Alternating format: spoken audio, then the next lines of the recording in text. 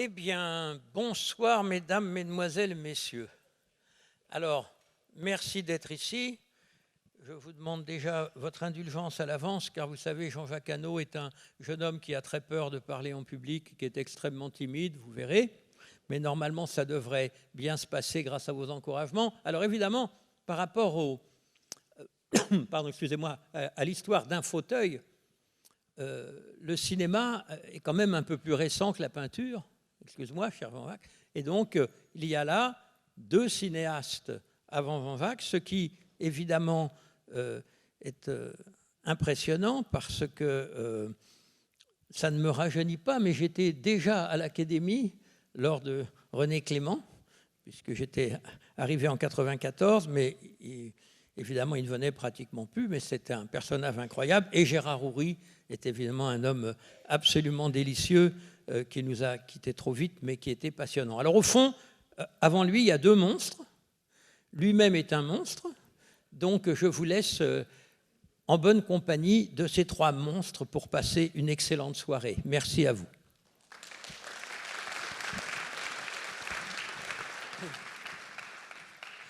Merci. Alors, je suis désolé, je suis en pingouin, là, parce que j'ai appris qu'il y avait un dîner où il fallait avoir la cravate. Je voulais me présenter à vous en tenue de cinéaste, en jean, et comme je suis sur les plateaux. Mais malheureusement, à 20h, moi, j'ai prévenu que je serais en retard. Le perpétuel ne le sera pas. Mais le privilège que j'ai, c'est qu'à la différence de mes confrères des sections peinture ou architecture, un d'eux m'a dit l'autre jour qu'il y avait 51 prédécesseurs. Et bon, moi, j'en ai que deux, et j'ai eu la chance de les connaître. Comme je ne suis pas conférencier du tout, je vais plutôt vous parler de mon expérience avec eux. Alors, ça commence en fait par René Clément, car le premier film que j'ai vu de ma vie, c'est La bataille du rail. Pourquoi ? Mon père était un trouillard qui était à la SNCF, mais enfin, il était quand même patriote et il était dans un service où il réglait les réparations des locomotives électriques. Il était très fier parce qu'il avait collaboré à la restauration de locomotives électriques pour le film de René Clément. Et il a souhaité que le premier film que je vois de ma vie soit ce film-là. J'avais 3 ans et demi, je crois. Et j'ai trouvé le film formidable. Mais ce n'était pas le cas, parce qu'après j'en ai vu d'autres que j'ai trouvé nuls, mais là, le film avait ébloui. Je l'ai revu plusieurs fois dans les décennies précédentes, et évidemment, avant de retravailler un petit peu sur la vie de René Clément, j'ai revu le film que je trouve magnifique. C'est un film extraordinaire, magnifiquement filmé, et évidemment, ce qui m'a énormément plu, c'est que René Clément avait, comme moi d'ailleurs, voulu être cinéaste quand il était gamin, et il avait commencé par le documentaire. Il avait fait un documentaire au Yémen, où il avait failli mourir de différentes maladies. Mais si vous voulez, c'était quelqu'un qui aimait le réalisme. Et il travaillait depuis le début en multicaméra, ce qui est une chose que peu de cinéastes font, mais que je fais régulièrement. Depuis mon film La guerre du feu, je ne pouvais pas faire plusieurs prises, donc je travaillais même en scope avec 3 caméras, donc une caméra principale et 2 caméras cachées derrière des rochers, des buissons, etc. Et ce qui est passionnant dans cette bataille du rail, c'est que c'est filmé en direct avec des vrais cheminots. Et d'ailleurs, ce qui est extraordinaire, c'est que ce sont les gens de la SNCF qui ont choisi René Clément parce qu'il avait fait un film qui s'appelait « Ceux du rail », que je n'ai pas vu. Et figurez-vous que son premier film était avec Jacques Tati, ça s'appelle « Soigne ton gauche ». Et c'est un film que j'ai vu quand j'étais au lycée, parce que j'avais la chance d'être dans un lycée pilote où tous les mercredis, on avait une projection qui était présenté par un monsieur qui s'appelait Belly, Claude Belly, et qui est devenu le président des critiques de cinéma. Et c'était un film formidable que j'ai essayé de retrouver, je voulais vous le montrer, malheureusement impossible à trouver, pas disponible nulle part. Donc, si vous voulez, ce qu'il y a d'éblouissant dans la carrière de Clément, c'est qu'il a été véritablement le grand metteur en scène des grands films spectaculaires et émouvants pendant une quarantaine d'années. L'incroyable chose est qu'à 62 ans, il a été éjecté du cinéma. Et je pense à lui au mois de mars, figurez-vous. J'ai des moutons qui broutent à la place d'avoir une tondeuse, j'ai des petits moutons qui broutent dans mon verger. Et à la saison des anglages, je pense à lui et je vais vous expliquer pourquoi. Alors d'abord, je voudrais vous montrer un extrait, j'espère que ça va marcher, de la bataille du Rail. Il y a beaucoup de scènes très très belles et je vous recommande vraiment, si vous avez la possibilité de revoir ce film, de le voir. Il est magnifiquement cadré, magnifiquement rythmé, on ne s'ennuie pas une seconde. C'est un film formidable. Alors, je vais essayer d'activer ces machines. Voilà. Avec. Là.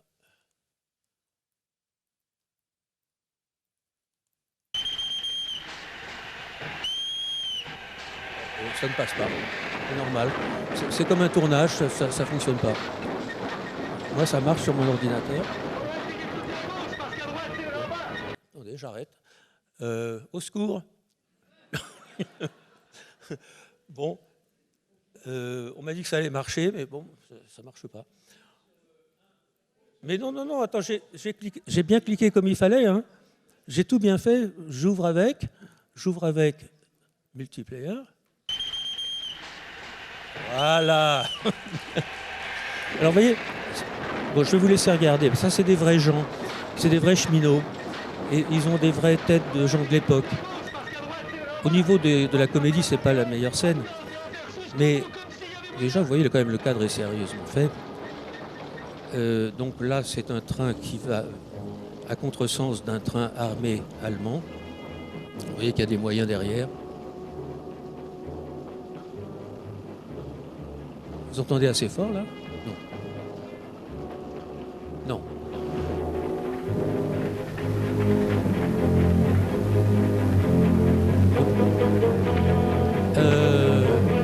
Je sais plus. C'est Auric, non?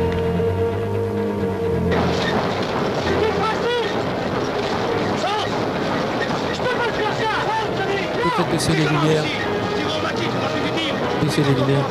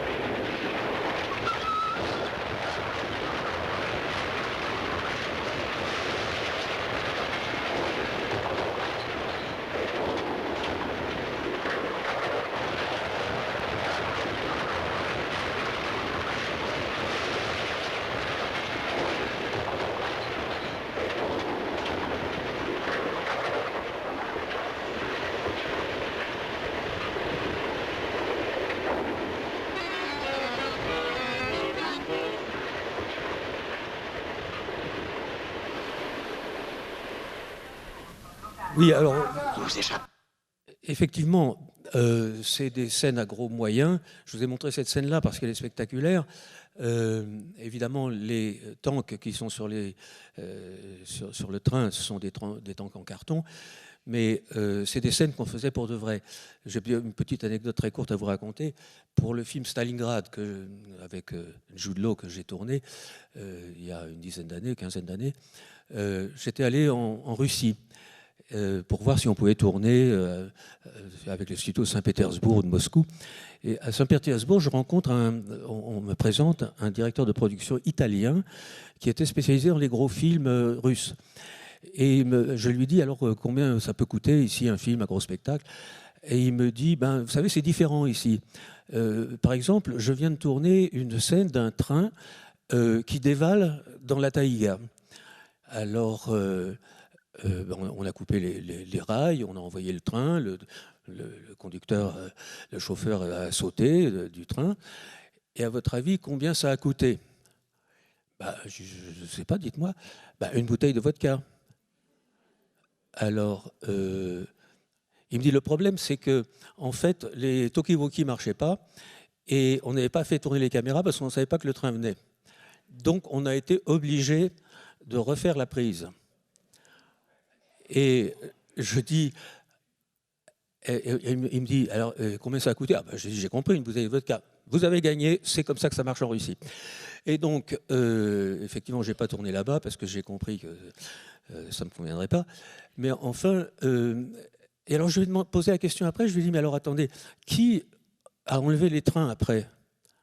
Personne, puisque ça appartient à personne. Donc tout le monde s'en fout. Bon, moi je préfère des gens qui s'en foutent pas, et donc j'ai tourné en Allemagne. Voilà, alors, si vous voulez, ce que je vous disais, c'est que moi je me suis instinctivement beaucoup inspiré du travail de René Clément. Il avait fait des études aux Beaux-Arts, d'ailleurs, à Paris. Je crois qu'il voulait être architecte. Je relis les petites notes que j'ai pu prendre. Et évidemment, il a eu des prix comme ce n'est pas imaginable. Je vous lirai tout à l'heure la liste de ses récompenses. C'est le Festival de Cannes, le Festival de Venise, c'est le Festival du Monde qui l'ont honoré. Il a été véritablement le très grand cinéaste de l'après-guerre. Et je vous cite quelques-uns de ses films, mais je vais vous montrer Jeux interdits, qui reste son plus gros succès. Je crois qu'il a fait 6 ou 7 millions d'entrées. Je vais vous dire ça. La bataille du Rhin fait quasiment 6 millions d'entrées, et Jeux interdits seulement 5 millions, pardon. Mais ce sont des succès absolument phénoménaux à l'époque. Il n'y avait pas la télévision, donc ce qui comptait à l'époque, c'était le nombre d'entrées qu'on faisait en salle. Aujourd'hui, le nombre d'entrées qu'on fait en salle, ça a peu de choses à voir avec ce que les gens ont vu plus tard à la télévision. Si vous faites 5 millions d'entrées en salle et que votre film est programmé en Russie ou en Chine, il y a 85 000 salles. Donc vous faites non seulement des entrées en salle, mais des entrées à la télévision, c'est 1 demi-milliard de gens qui voient votre film, donc c'est complètement autre chose. Mais à l'époque, on ne comptait que les entrées en salle. Alors, Jeux interdits est un film magnifique.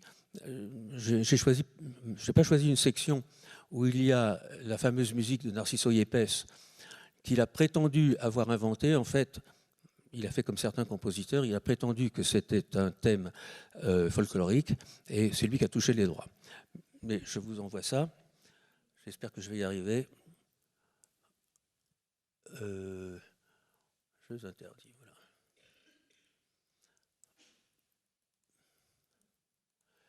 Pardonnez-moi, je suis vraiment pas... Ça marche? Non. Non, il n'y a pas d'image. Je recommence. Là. Avec... Ouais.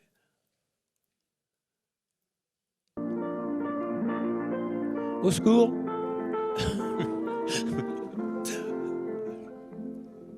Ah oui, je suis vraiment pas doué.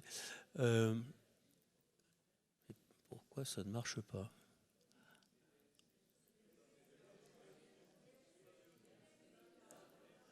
Est-ce que quelqu'un peut venir m'aider là?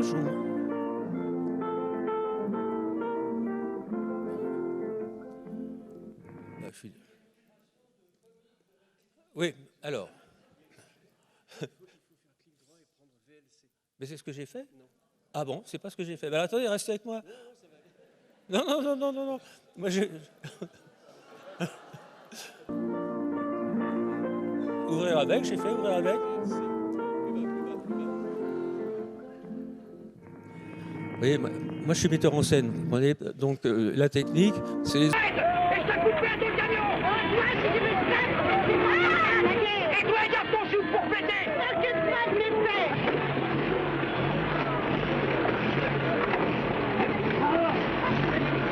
Alors maintenant, je ne sais pas comment l'arrêter. Donc,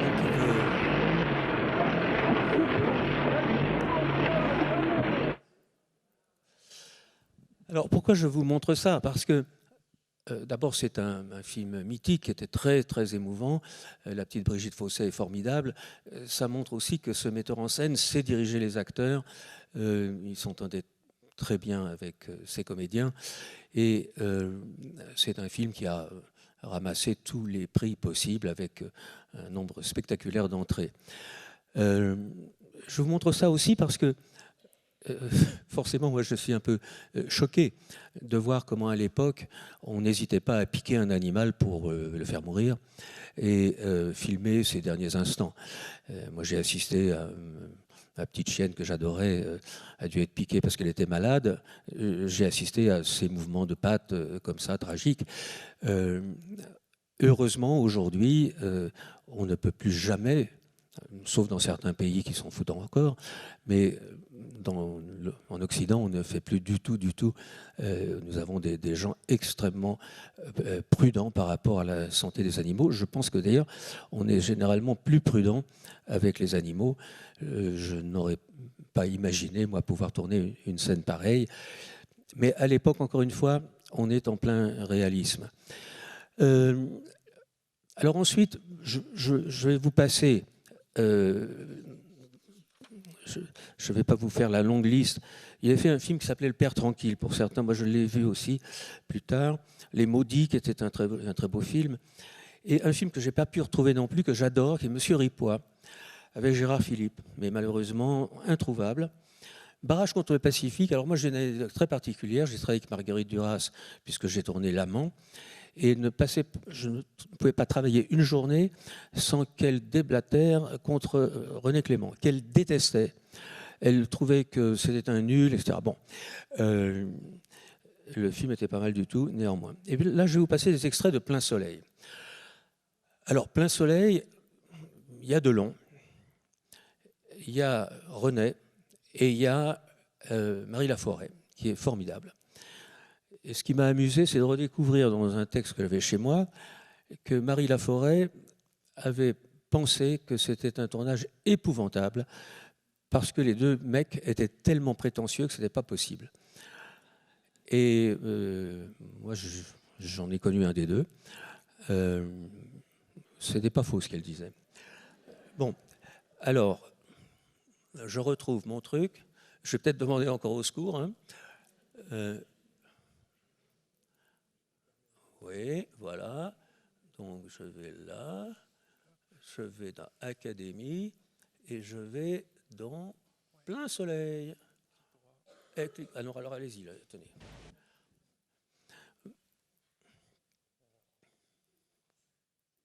Voilà. Moi, ce que j'adore, vous savez, quand je tourne, je suis dépendant de mes équipes.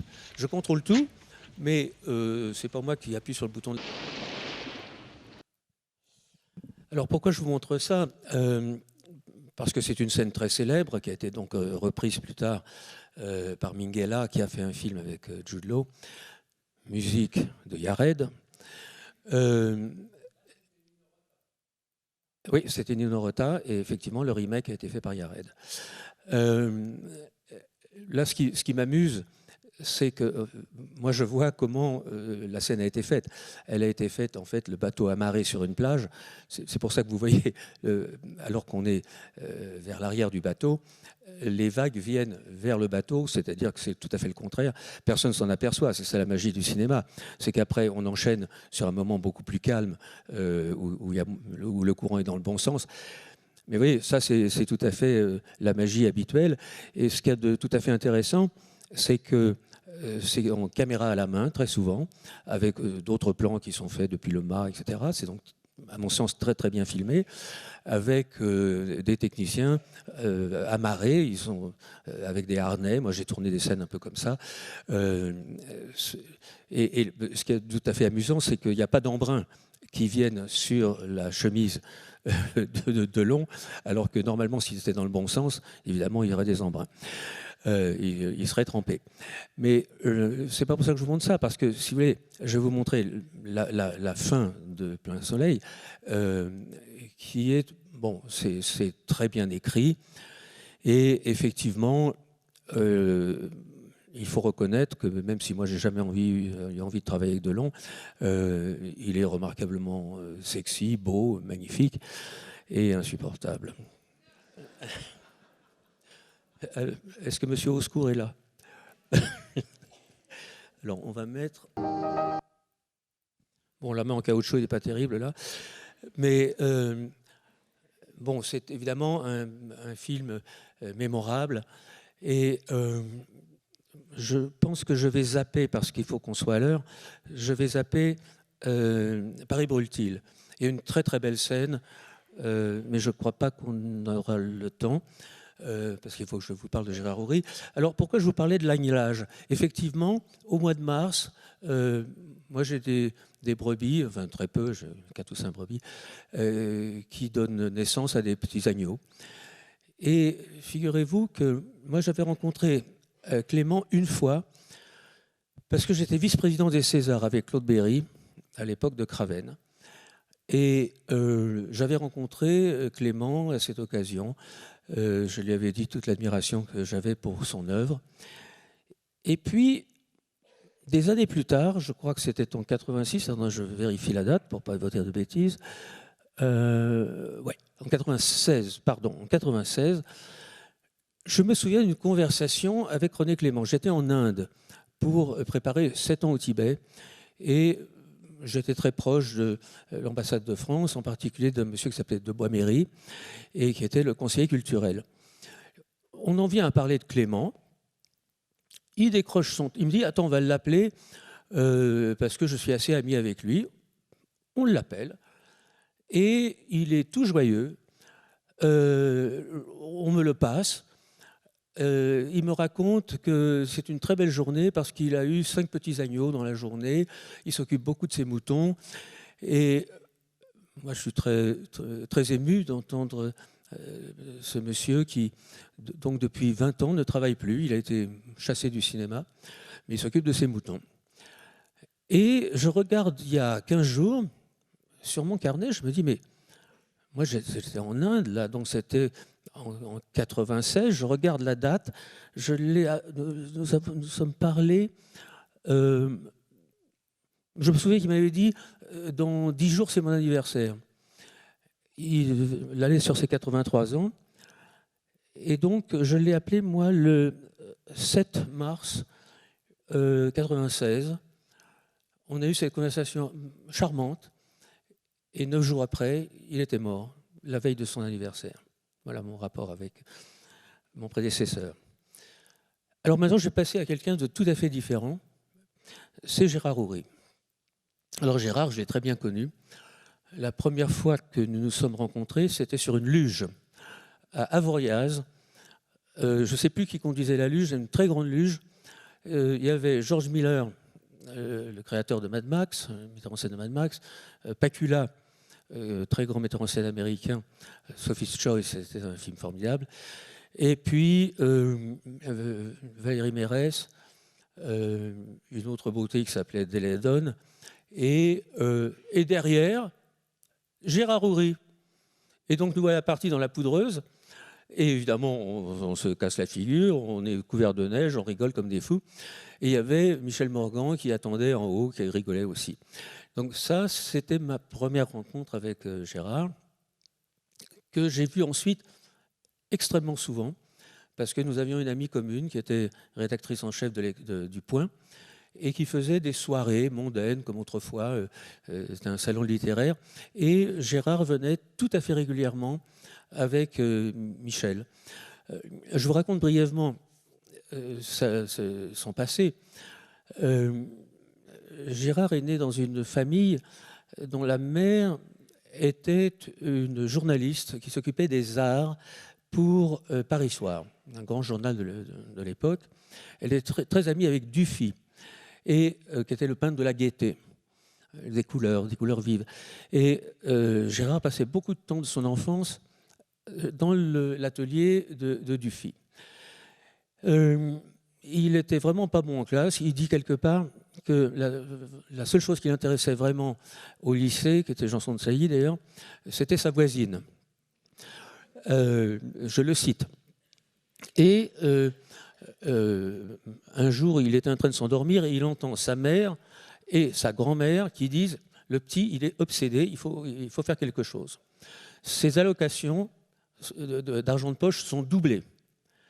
Et les deux dames appellent un ami qui l'emmène dans une maison qu'il a beaucoup fréquenté, où il a découvert la beauté nue des dames.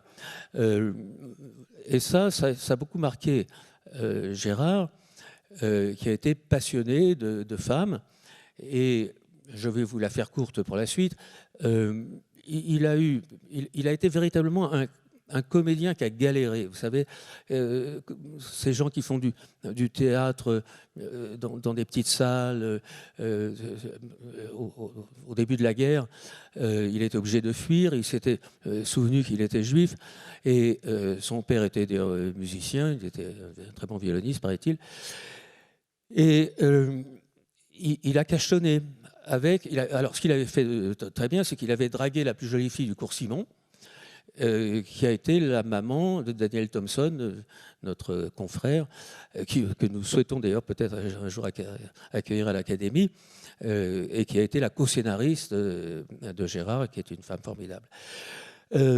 Et donc, si vous voulez, la vie de Gérard a été une vie de petit comédien, et il était pote avec, alors je vais vous rappeler son nom, il était très pote avec un comédien qui était comme lui, complètement ignoré, inconnu, et qui courait les cachetons, et qui s'appelait de son vrai nom, attendez, je tourne les pages, j'ai fait mon travail, il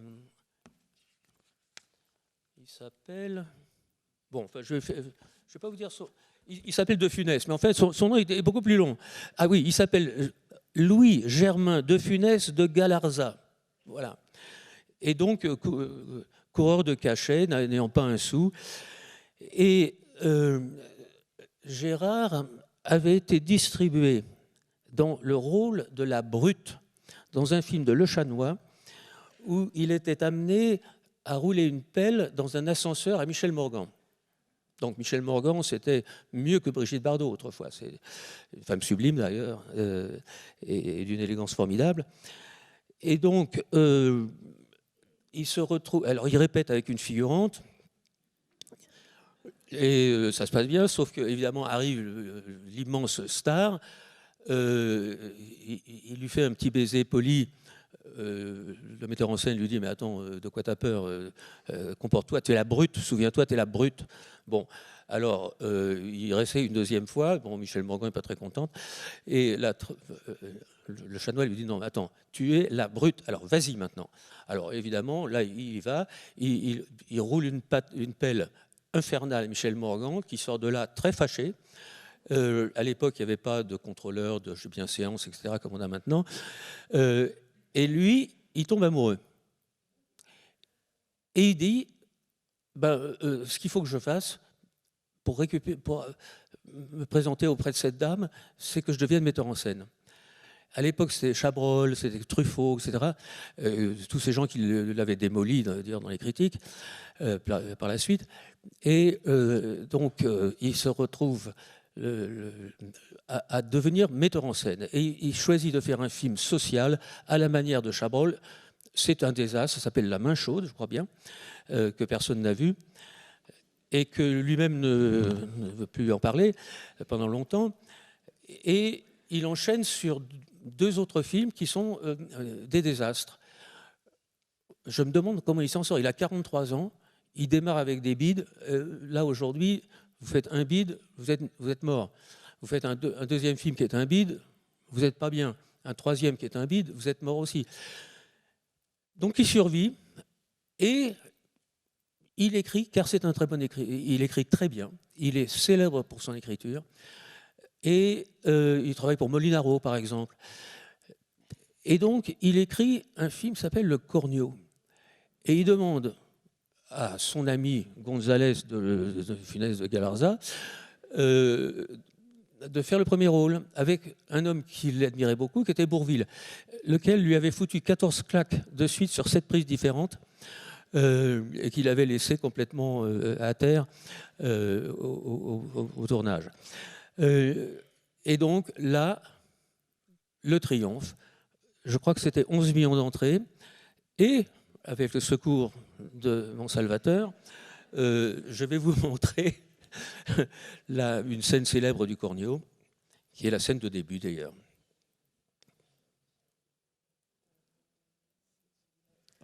Alors, oui, alors on peut prendre ça, oui. Prenez celle-là, oui. Elle est plus complète. Ouais.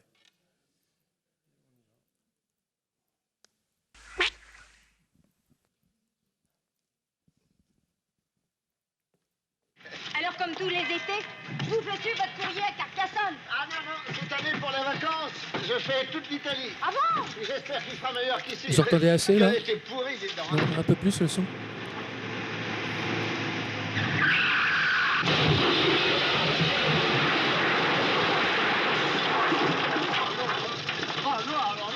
Oh non, c'est une catastrophe. Regardez-moi ça. Qu'est-ce qu'il y a? Qu'est-ce qu'il y a? Qu'est-ce qu'il y a? Vous oubliez qu'est-ce qu'il y a? Maintenant, elle va marcher beaucoup moins bien, forcément. Ben, je vous en prie, ne vous gênez pas, marchez dessus. Oh là là. C'est pas grave, vous en avez de bonnes, c'est pas grave. Qu'est-ce que je vais devenir, moi? Eh ben, un piéton, ouais, plus voilà. Hein? Mais mes vacances sont foutues, je partais pour l'Italie. Bah, écoutez, prenez l'avion, ça va plus vite. Mais je ne suis pas pressé, moi. Et alors, moi, je suis pressé, voilà. Bon. Bah, j'enchaîne avec La Grande Vadrouille pendant qu'on y est. Arceau, marché noir. Non, c'est pour l'entracte. C'est pour l'entracte et j'ai toujours faim, alors j'ai l'estomac. L'estomac qui roule comme ça, il est... Comme ça, alors il faut que je mange et puis une petite provision. Excusez un Kollege, Ja. Ich wünsche für die Abendvorstellung einen schönen Erfolg, trotz der unterbrochenen Probe. Auf Wiedersehen.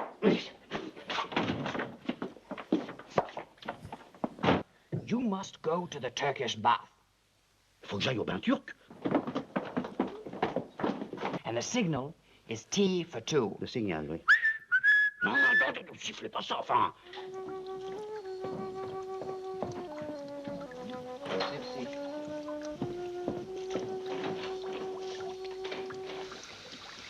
T for two and two for two.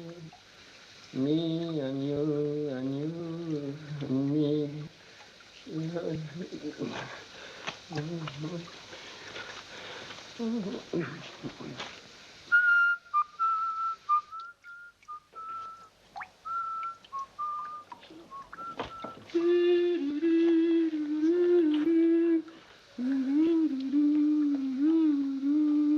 T for two and two for two. And you and me and you. Und sie wird die Kinder aus dem Söllendorf abholen. Kommen Herr General auf hier, gell? Alle Tage. Habe schon 5 Kilo verloren. Where is Big Moustache? I don't know. And if you don't know, I don't know, no? I don't understand. You You come with me to pick up Peter. No, you come with me to pick up Macintosh. No, you. I beg your pardon. And if you don't come, Ah merde alors, comment on dit Comment ça? ça, merde alors? But alors, you are French. You are not English? Bon, attendez, j'arrête là. C'est Bon, l'or. après tout, je vous laisse voir cette scène. Il est avec mon temps. l'or. Là, c'était Bourvil L'or qui devait jouer et qui réveillé. est décédé avant. Et c'est Monseigneur. Simone Signoret qui a beaucoup insisté. Il est 8 heures. Oui.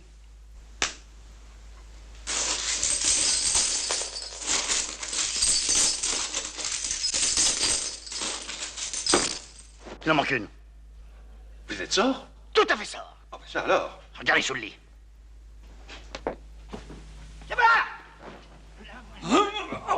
Elle est là.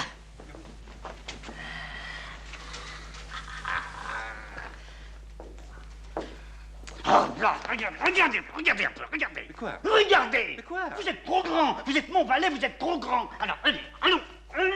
Il faut que je vois ça, moi. Voilà, là, je vois ça, ça va maintenant. Bon, là, je vais m'arrêter provisoirement. Salomon. Alors, si vous voulez, ce qu'on voit dans ces films qui ont beaucoup fait pour la présence du cinéma français sur les écrans étrangers, parce que non seulement ça a été des triomphes en France, c'est 17 millions d'entrées, quelque chose comme ça, qui n'étaient surpassés que par les Ch'tis et Intouchables, qui ont fait, je crois, 19 ou 20 millions. Mais ce qu'il faut voir, c'est la durabilité des films de Gérard, parce que c'est des ressorts comiques formidables. Moi, j'ai commencé ma vie avec des comédies. Je faisais beaucoup de films publicitaires. Sur les 400 films publicitaires que j'ai faits, il y en avait 300 qui étaient des mini-comédies. Et mes deux premiers films, La Victoire en chantant et Coup de tête, sont des comédies. C'est extrêmement difficile. Moi, j'ai énormément de respect. J'ai travaillé avec Francis Weber, qui a fait le Dîner de cons, entre autres, qui est un très grand auteur de comédie, magnifiquement écrite. Avec, si vous voulez, ce qui est important dans la comédie, c'est le tempo, c'est le rythme des choses, la précision des coupes, comme vous avez vu. C'est quand même extraordinaire qu'on rit de la même manière qu'on a ri il y a 20 ans ou il y a 30 ans de ces films. Ils sont immortels. Moi, je suis très ami avec Cuarón, qui est un très bon metteur en scène mexicain, qui me disait l'autre jour que ce qui l'a déterminé à faire du cinéma, c'est quand il a vu La Grande Vadrouille, quand il était enfant. Donc, si vous voulez, c'est ce qui a malheureusement disparu, à part quelques films qui pénètrent dans les salles étrangères, mais on a malheureusement perdu la main. On est maintenant dans des circuits d'arrêt d'essai, des choses comme ça, mais plus dans ce grand cinéma populaire où les films de Gérard, ils passaient dans les plus grands cinémas du monde, des salles parfois de 6000 places. Donc, c'était une autre époque. Mais ce qu'il y a de merveilleux, c'est de voir qu'ils sont... ces films, en fait, n'ont pas pris une ride. Et ce qui est aussi émouvant, c'est que je sais l'amitié profonde qu'il avait pour Bourvil. C'était fusionnel. Avec De Funès, c'était la même chose. Ils avaient tous les deux galéré comme des fous pendant la moitié de leur vie, même un peu plus. C'est des gens qui ont été révélés à une cinquantaine d'années. C'est complètement infernal. Alors que De Funès est quasiment inimitable. C'est un pantin formidable. Mais moi, je me souviens, quand j'étais jeune metteur en scène, il était hors de question d'aller voir les films de Funès et même d'avoir l'idée de lui demander de jouer dans mes films. Ça me semblait impossible, ça me semblait vulgaire, d'ailleurs, à vrai dire. Alors, il faut rappeler que Clément et Houry ont été détruits par, en particulier François Truffaut, que je connaissais très bien, et qui me disait, je le voyais vraiment souvent, c'était lui qui m'avait appelé, il était intrigué par la manière dont je faisais mes films publicitaires, et je me souviens un jour, on était à New York ensemble, et il me dit, Jean-Jacques, faites-moi plaisir, ne lisez jamais les critiques. Ça venait d'un des meilleurs critiques, c'était le phare des cahiers du cinéma avec Bazin. Et il me dit les critiques, ça se lit au double décimètre. Alors je ne comprenais pas du tout ce qu'il voulait me dire. Double décimètre, je ne sais pas si ça existe encore, des petits trucs en plastique qui font 20 cm. Et puis il me disait ce qui est important, c'est d'avoir de la surface. Si vous avez une grande photo et qu'on vous détruit le film, ça n'a aucune importance. Les gens voient que c'est une grande photo et que vous avez un article sous double page. Une petite notule de compliments que personne ne va lire, ça ne sert à rien. Donc, si vous voulez, le fait que François Truffaut lui-même, qui disait d'ailleurs, après l'avoir détruit, je connaissais aussi Marcel Carné, Carné avait été complètement détruit par Truffaut, qui disait sur la fin de sa vie qu'il donnerait toute son œuvre pour un plan des Enfants du Paradis. Donc, si vous voulez, les choses changent, heureusement. Moi, j'ai été aussi torturé par la critique française. C'est pour ça que j'ai fait une carrière internationale. Je me suis barré, parce que j'en avais assez de ne lire que des mauvaises choses. Et que j'étais très très bien accueilli à l'étranger. Bon, ça pardonnez-moi, c'est un peu personnel. Autre chose, le souvenir que j'ai de Gérard, c'est de son élégance. Il venait en couple dans ses soirées et j'adorais papoter avec lui parce que c'était vraiment un grand monsieur du cinéma qui avait travaillé avec tous les grands acteurs et avec évidemment des films magnifiques et qui sont encore d'actualité. Je vais d'ailleurs vous montrer maintenant La Grande Vadrouille. Alors La Grande Vadrouille, ça a été inspiré par sa propre Grande Vadrouille qui était au début de la guerre. Évidemment, il a été obligé de s'enfuir de la zone occupée par les Allemands pour aller en zone libre, mais même en zone libre, il s'est fait repérer et il a été obligé de fuir en Suisse. Mais cette grande errance, comme il l'appelle, a aussi inspiré ce film mythique, La Grande Vadrouille. Au secours.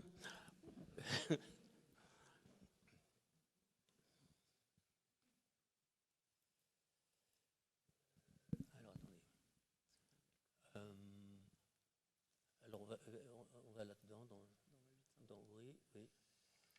Là.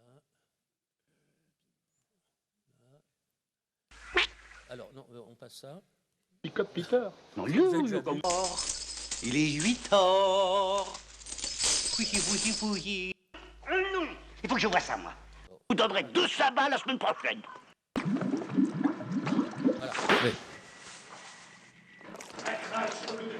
Alors, ça, c'est une scène qui a beaucoup fatigué de Funès, merci. Alors, ce film, aujourd'hui, est quasiment immontrable.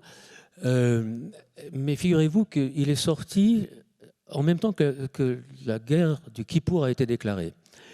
Et il y a eu un scandale, déjà à l'époque, et avec un incident incroyable, c'est que la femme de Georges Craven, qui est donc le créateur des Césars, que je connaissais très bien, a hijacké, elle a pris en otage un avion sur l'aéroport de Nice, et parce qu'elle pensait que le film était une propagande pro-israélienne et qu'il fallait faire quelque chose pour les Palestiniens.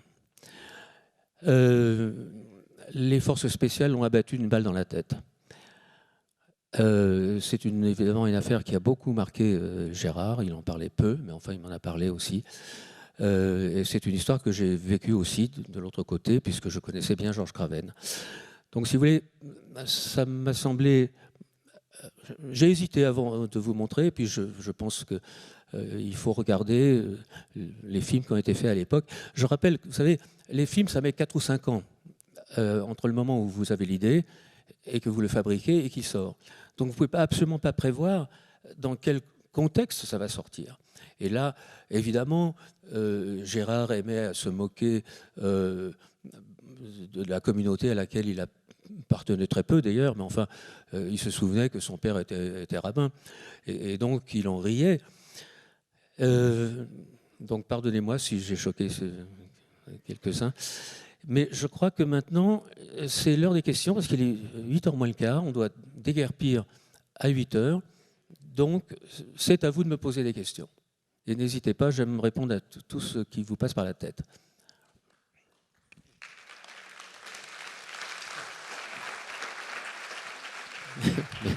Merci, c'est très gentil. Alors, qui se dévoue? Il n'y a pas de mauvaise question. Hein. Monsieur le Perpétuel, tu as une question. Tu t'en vas, t'en as marre. Oui, bonsoir. D'accord. Très bien, à tout de suite. Bonsoir. Je suis Où êtes-vous? Ici. Tout près. Alors, ici... Tout près, tout près. Ah, oui, d'accord. Bonjour. J'aimerais savoir si vous avez un projet de film. Oui, bien sûr, j'en ai 2 qui sont des projets lourds comme d'habitude et je vais sans doute être amené à faire comme d'habitude, à aller faire le voyage de Los Angeles. C'est toujours là où les films se sont déclenchés, même si après, j'ai eu le soutien de grandes compagnies françaises, en particulier de Pathé, qui m'est très fidèle. Mais si vous voulez, quand on dépasse une certaine somme, vous savez, la France ne représente que 4% du public mondial. Donc, il faut avoir accès au marché américain, au marché chinois, au marché japonais, au marché australien, etc., pour financer des films au-delà de 15 millions d'euros. Les miens sont généralement au-dessus du double de ça, même parfois le quintuple de ça. Donc, je ne suis pas étonné. En fait, moi, j'ai eu envie de faire les films qui m'enchantaient quand j'étais gamin. C'était Kurosawa, c'était David Lean. J'avais envie de ça. Alors, on m'a beaucoup reproché parce que j'ai eu des succès importants. Oui. Et encore une fois, si vous voulez, nous traversons une crise réelle du cinéma en salle parce que les gens, pendant le Covid, se sont équipés, comme sûrement beaucoup de gens dans cette salle, d'une belle télévision avec un très bon système sonore et qu'il y a un choix énorme et que les gens préfèrent rester chez eux et d'arrêter le film plutôt que de sortir de la salle, ce qui ne se fait pas, c'est pas gentil. Donc il y a dans le monde un déclin important. Je vous signale un chiffre qui est sous-estimé, c'est que les majors américaines, d'après Jérôme Sédou, qui est un très grand ami, Jérôme pense qu'il n'y aura plus de major compagnies, c'est-à-dire les Paramount, Universal, Warner et tout ça, dans les 5 années. Et la dette cumulée des studios est officiellement de, accrochez-vous, 189 milliards de dollars, la dette. Donc comment vous financez des films qui sont... Les films de super-héros, c'est 250 millions d'euros que ça coûte. Hein. Le plus grand nombre d'entre eux se sont plantés récemment, parce que les gens en ont marre de voir des mecs tatoués conduire des voitures supersoniques. Mais n'empêche que la trouille est telle que un film original qui a une chance, c'est le cas d'Anatomie d'une chute, la chance d'être différent. Ces films-là marchent en vérité quand on est différent. On est dans un métier soi-disant de créateur, ce qui signifie qu'il faut qu'on invente et qu'on fasse des prototypes. Si on se met à faire de la copie, ben ça n'intéresse plus les spectateurs qui hésitent de sortir de chez eux, ça coûte cher, il faut un babysitter, il faut aller au restaurant après, c'est une soirée très coûteuse. Moi, je comprends très, très, très bien ça, et c'est dans le monde entier. Alors, le plus grand marché, c'est le marché chinois, 85 000 écrans, 85 000, c'est-à-dire qu'un succès correct, vous avez en salle 10 millions d'entrées. Moi, j'en ai fait un film qui avait 21 millions, bon, c'était bien, mais c'est après, sur les télévisions, que là, vous avez un demi-milliard de gens qui regardent. Donc, c'est complètement autre chose. Donc, si vous voulez, ce marché est en train de changer, il faut qu'on s'adapte, et que la plupart des metteurs en scène acceptent aujourd'hui, ce qui n'a pas été mon cas jusqu'à présent, mais de faire des films pour les plateformes. Après tout, les plateformes aussi sortent les films en salle, parce que c'est la boutique qui donne le prestige du film sur les télévisions. Voilà le marché auquel nous sommes confrontés. Alors, qui se dévoue? Ah. Excusez-moi, j'avais une question. Oui. En tant que réalisateur, est-ce que vous faites des films tels que vous aimeriez les voir vous, ou vous vous dites les spectateurs ont envie de voir ça en ce moment, qu'est-ce qui prime, votre vision à vous ou plutôt celle des autres?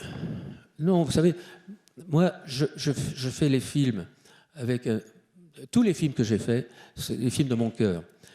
Je ne fais que les films que j'ai envie de faire et je ne me crois pas du tout différent des autres. C'est-à-dire que je me dis, si j'étais le spectateur de ce film, est-ce que je l'aimerais? Et moi, j'ai besoin d'être enthousiaste pendant 3 ou 4 ans, de me lever chaque matin en me disant « Ouais, aujourd'hui, je vais faire des repérages. Ouais, aujourd'hui, je fais des castings. Je fais la musique, je fais le montage. » Tout ça est totalement passionnant. Et je ne peux pas avoir cette passion si je n'y crois pas. Et donc, moi, je fais le film pour... C'est moi, complètement moi, mais pour vous. Si c'est simplement pour me regarder dans la glace et dire que je suis un génie, j'achète un miroir et ça me suffit, c'est beaucoup moins cher. Donc, si vous voulez, j'ai eu ce rapport, étrangement, dès ma sortie des écoles de cinéma, j'avais 19 ans et demi, mon premier chèque de metteur en scène, j'étais encore à l'école, j'étais encore à la FEMIS, qui s'appelait l'IDEC autrefois, et je n'ai pas arrêté. Et comme j'étais tout de suite un pied dans la pub, par complet hasard, et que je me suis donné du mal pour faire dans un genre que je n'aimais pas, donc je refusais tout. Donc j'étais très désirable parce que je refusais tout. Et que j'en faisais qu'à ma tête, en vérité. Parce que je ne voulais pas faire les films publicitaires. Donc 400 fois, j'ai fait des films publicitaires, mais du moment où j'étais engagé et où j'avais dit « votre truc c'est nul », on me disait « mais qu'est-ce que toi tu veux, qu'est-ce que vous voudriez faire ?» Une idée me passait à travers la tête, et d'un seul coup, je me sentais responsable. Et c'est tant mieux. Donc, si vous voulez, j'ai eu l'habitude de dire non tout le temps, toute ma vie. Je dis non quasiment tous les jours à des propositions de long métrage. Encore tout à l'heure, j'ai encore dit non. Voilà. Parce que ça ne me plaît pas, parce que ça ne me convient pas. Je n'aurai pas l'enthousiasme sur 4 ans de ma vie à motiver une équipe de cinéma. Vous savez, moi j'ai des équipes, sur les films chinois que j'ai fait, j'avais 600 techniciens sur le plateau, techniciens, et j'avais 2000 figurants devant. Mais l'humeur du plateau, cette fusion extraordinaire des techniciens, des acteurs, mais ça vient de la tête. C'est-à-dire que, moi je sais très bien que, ce qui m'arrive rarement, mais si je ne suis pas de bonne humeur, tout le plateau va s'en ressentir. Donc, ma joie, moi, c'est que je passe ma vie dans ce milieu, toute ma vie entière. C'est ma famille, le cinéma. Dans le monde entier, en plus, si vous voulez, c'est ça qui est extrêmement agréable, c'est que, oui, j'ai une équipe en Chine, j'ai une équipe en Argentine, j'ai des équipes à Londres, à Berlin, à Munich, etc., bon, à Rome. Donc, oui, souvent je me pince, je dois dire que je pense que j'ai eu une chance inouïe, invraisemblable. Je n'imaginais pas, moi, petit gars de Draveil, en banlieue parisienne, que j'allais connaître autant de joie dans ma vie.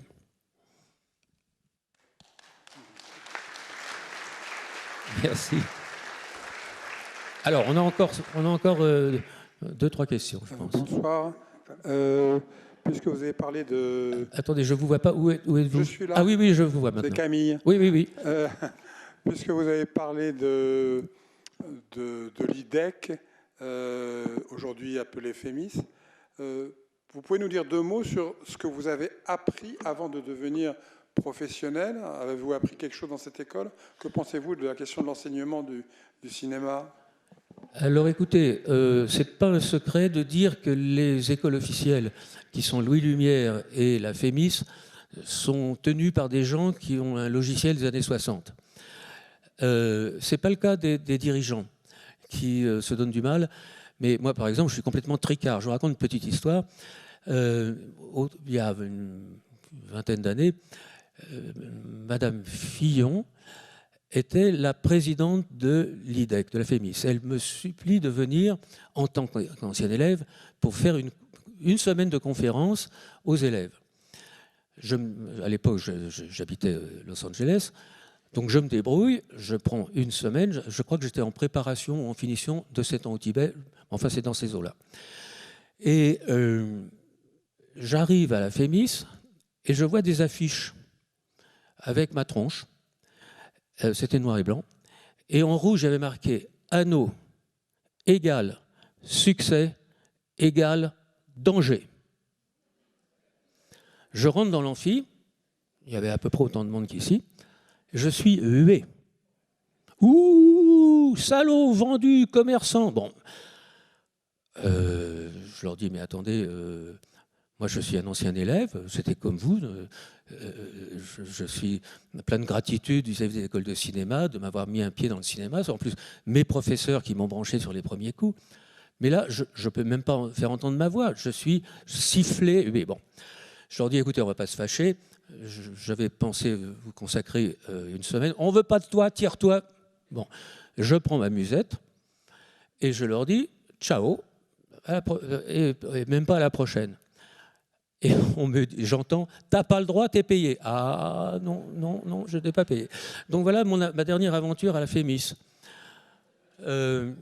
Et vous voyez, je fais des conférences dans le monde entier, vraiment. Je vais à UCLA, à USC, à Columbia, à New York. Je fais des conférences à Shanghai, à Pékin, etc. Bon. Mais jamais je n'ai eu ça. C'est-à-dire qu'en France, je suis... Bon, le modèle que je défends est à éviter. C'est-à-dire que quand vous avez un succès, qu'est-ce que c'est pour le succès? Pour beaucoup de cinéastes, c'est que vous parlez au grand nombre. Donc le grand nombre, c'est un ramassis de connards. Et si les connards aiment votre film, c'est que vous êtes connard vous-même. Donc il faut faire un échec honorable. Voilà. Qui est évidemment financé par les fonds publics. Donc évidemment, moi, si vous voulez... Je suis désolé que ce soit comme ça. J'aurais aimé, moi, je n'ai jamais imaginé faire une carrière américaine, mais jamais, jamais. Mais enfin bon, si vous voulez, j'ai passé, je ne sais pas, une quinzaine d'années de ma vie à Los Angeles, où j'ai été reçu d'une manière inouïe, libre. Même en Chine, j'ai été libre. Parce que la liberté, il faut l'exiger. Si on ne me laisse pas libre, je me tire, c'est simple. Donc je n'ai pas de problème avec ça. Ils ne veulent pas de mon idée, ben, c'est très bien, ils ne veulent pas. Ils ne veulent pas me laisser choisir tel acteur ou tel décor. Bon, ben, qu'ils trouvent un autre metteur en scène. Je ne suis pas à courir après les offres. Alors c'est un très grand privilège, je reconnais. C'est même peut-être un peu insultant. Là, je vous le dis à vous, parce que j'ai envie de dire on est entre nous. Mais ça a été assez fatigant pendant toutes ces années. Mais je dois dire que, vous savez... Quand je travaille à l'étranger, je pense beaucoup aux spectateurs français. Parce que mon rêve, moi, c'était d'être metteur en scène français. Je le suis. Je suis, mais comme disent, vous savez, quand je passe à la télé américaine en direct, ou bien j'entends « Here is J.J. Hanaud, the French director, French film director ». Alors ça, c'est très mauvais, c'est qu'ils n'ont pas aimé le film. Si I am a French-born director, c'est pas mal. Et si je suis simplement well-known ou notorious director, c'est qu'ils ont aimé. Donc, si vous voulez, tout ça m'a fait beaucoup de chagrin. Parce que moi, j'ai connu quand même, vous voyez, quand je parle de Gérard Houry ou de Clément, c'était des gens qui faisaient des films qui étaient appréciés dans le monde entier.